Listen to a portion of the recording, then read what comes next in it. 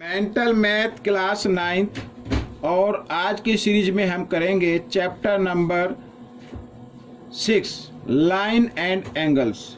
जी हाँ, 6 ही है ना। ये देख लेता हूँ मैं, क्योंकि कई वीडियो बना रहा हूँ तो उसमें लाइन एंड एंगल का क्लास 7th में नेक्स्ट अलग चैप्टर है, तो इसलिए थोड़ा कन्फ्यूजन हो जाता है। मैं हूँ हरी सर और आप सभी बच्चे देख रहे हैं आपका अपना यूट्यूब चैनल चलो कदम बढ़ाइए। आइए करना शुरू करते हैं। क्वेश्चन नंबर 31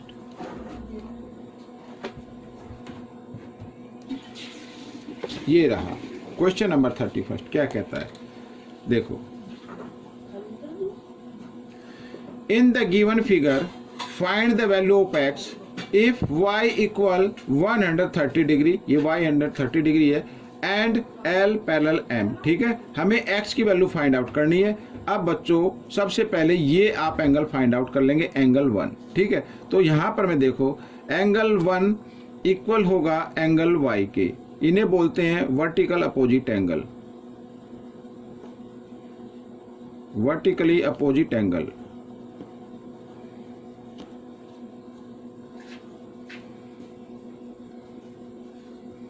ठीक है, वर्टिकली अपोजिट एंगल इक्वल होते हैं जब टू लाइन आपस में ऐसे इंटरसेक्ट करे तो वर्टिकली अपोजिट एंगल इक्वल होते हैं। तो एंगल 1 इक्वल है y 130 का, तो 130 डिग्री आ गया। ठीक है, ये एंगल 1 की वैल्यू आ गई।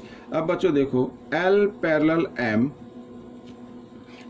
m है, और ये एक ट्रांसवर्सल लाइन, इसका नाम हम दे देते हैं P, नाम दे देते हैं, and P is a transversal line.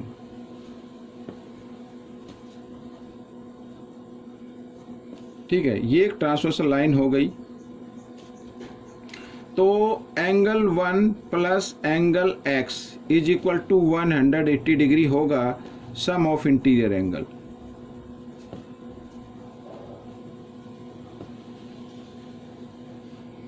Some of interior angles इस तरीके से। तो एंगल 1 की वैल्यू है क्या, 130 डिग्री। x की वैल्यू निकालनी है, इक्वल 180 डिग्री। तो x की वैल्यू निकालने, तो x को इधर ही रखे 180 डिग्री, और ये 130 इधर लेफ्ट साइड में राइट साइड में लेके आना, माइनस का हो जाएगा, साइन चेंज हो जाएगा।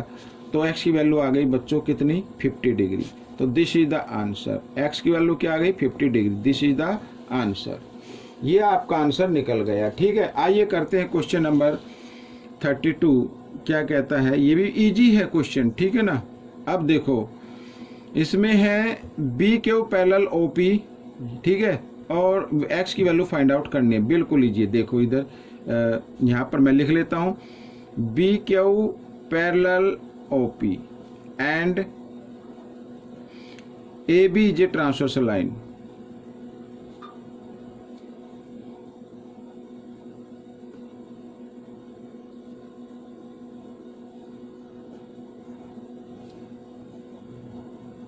ये हो गया।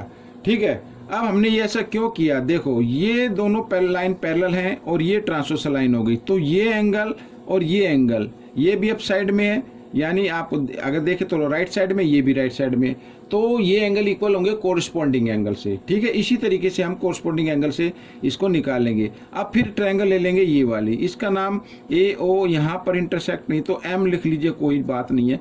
तो इन ट्रायंगल ए ओ एम में ये एक्स क्या हो गया, एक्सटीरियर एंगल हो गया। एक्सटीरियर एंगल अपने इंटीरियर अपोजिट एंगल के सम के इक्वल होता है, तो इस तरीके से एक्स की वैल्यू निकालेंगे। ठीक है ना।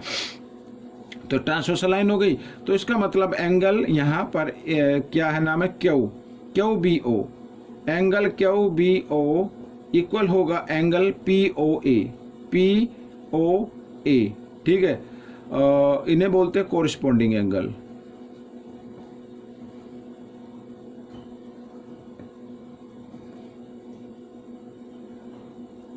इस तरीके से। अब बच्चों क्यू बी ओ कितने का है, 150 का है, तो angle P O A B आएगा कितना, 105 डिग्री का है। ठीक है, 105 डिग्री का है ये, तो ये आ गया 105 डिग्री का। अब ले लो इन ट्रायंगल, अब ये ट्रायंगल है, triangle A O M, in triangle A O M. ठीक है, angle x is an exterior angle,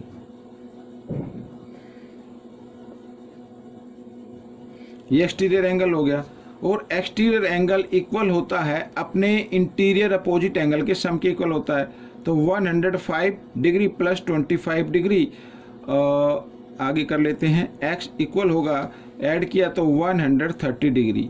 this is the answer. x की वैल्यू आ गई बच्चों इस तरीके से, जगह कम है वरना आप इसमें भी कंक्लूजन लिख सकते हैं। ठीक है, क्वेश्चन नंबर 33 क्या कहता है, देखो, A B and C D are parallel, then find the value of x plus Y. तो यहाँ पर मैं लिख देता हूँ A B parallel C D, ठीक है, ये दोनों पैरेलल लाइन गिवन है। तो ये एक ट्रांसवर्सल लाइन हो गई, इसका नाम कुछ नहीं तो इसका नाम ओ रख लो, एंड ए ओ क्या हो गई, ट्रांसवर्सल लाइन हो गई, and A O is a transversal line.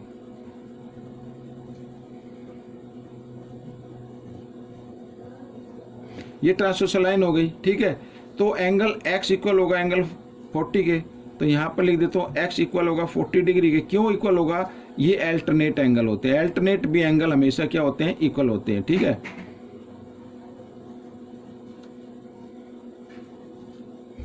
Alternate angle x equal है 40 डिग्री। ठीक है, सिमिलरली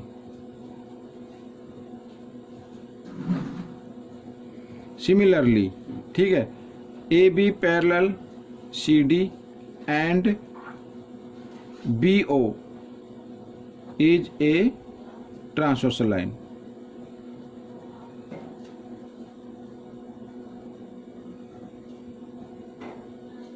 ठीक है, ट्रांसवर्सल लाइन होगी। तो इसी प्रकार ये ट्रांसवर्सल लाइन है, तो ये एंगल इक्वल होगा इस एंगल के।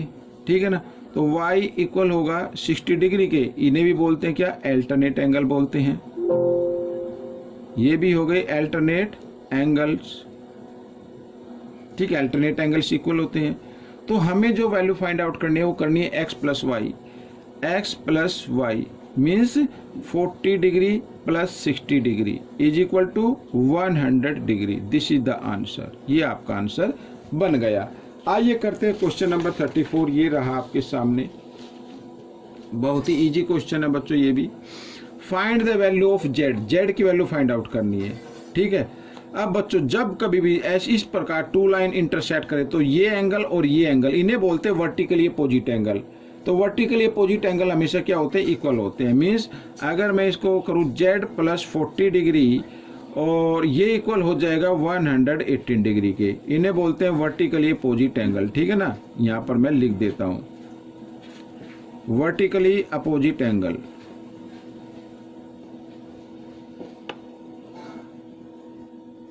ठीक है, तो जेड की वैल्यू फाइंड आउट करनी है, बहुत ही इजी क्वेश्चन है ये।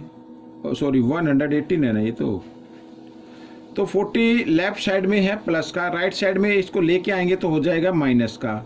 माइनस कर लीजिए तो 8 का 8 आ जाएगा, 1 में से 4 माइनस नहीं होंगे तो 11 में से 4 माइनस करेंगे कितना आ जाएगा, 7 आ जाएगा। तो 78 डिग्री है बच्चों, ये आपका आंसर निकल गया। ठीक है, बहुत ही इजी था। आइए करते हैं question number 35।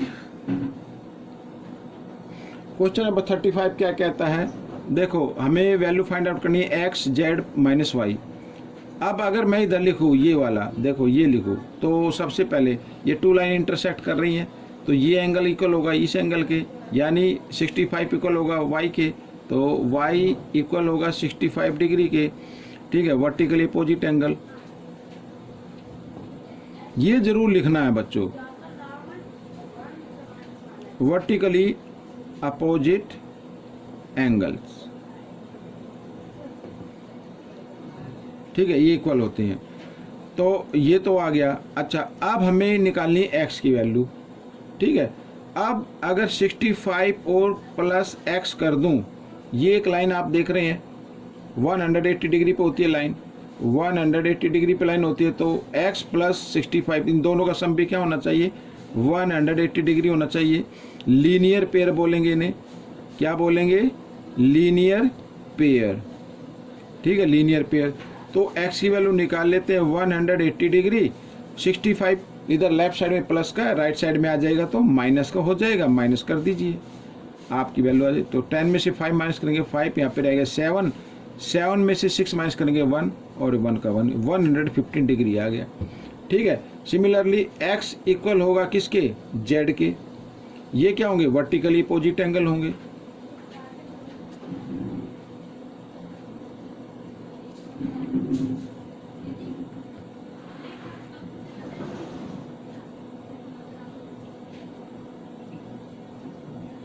Vertically opposite angle, तो x की वैल्यू क्या 115 है, तो z की वैल्यू भी क्या होगी 115 डिग्री होगी। ठीक है, ये आ गया। हमें जो वैल्यू फाइंड आउट करनी है वो करनी है x plus Z minus Y, x plus Z minus Y. तो x की वैल्यू क्या आई है 115 डिग्री आई है, प्लस z की वैल्यू क्या आई है 115 डिग्री आई है।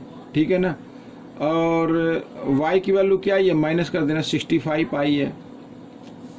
तो 115 और 115 230 हो गया भाई, यही हुआ ना।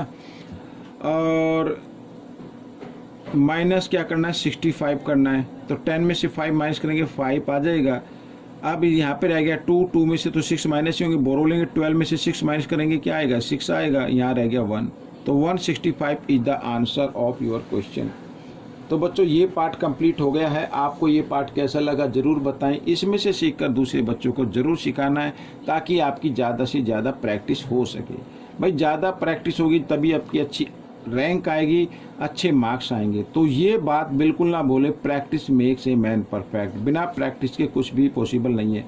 देखने से नहीं होगा, देखने से तो आप हॉलीडे होमवर्क कंप्लीट कर सकते हैं, लेकिन जब आप मेंटल मैथ क्विज में पार्टिसिपेट करेंगे, एग्जाम में आप जाएंगे, अपीयर होंगे, तो आपको प्रैक्टिस तो करनी पड़ेगी। ठीक है, और आने वाले कई 2-3 साल के अंदर अंदर ये मेंटल मैथ ही काम करने वाला है बच्चों। ये बहुत ही गवर्नमेंट ने बहुत ही, मैं कहता हूँ बहुत ही अच्छा एक मैथ आपके लिए लगवाया है, ताकि आप आगे जाकर जब भी कोई BA पास आउट करो, कोई गवर्नमेंट जॉब के लिए जाओ, तो काफ़ी आपकी ये मेंटल मैथ हेल्प करता है। इसी टाइप के क्वेश्चन आते हैं। मिलेंगे नेक्स्ट पार्ट में, टिल देन थैंक यू।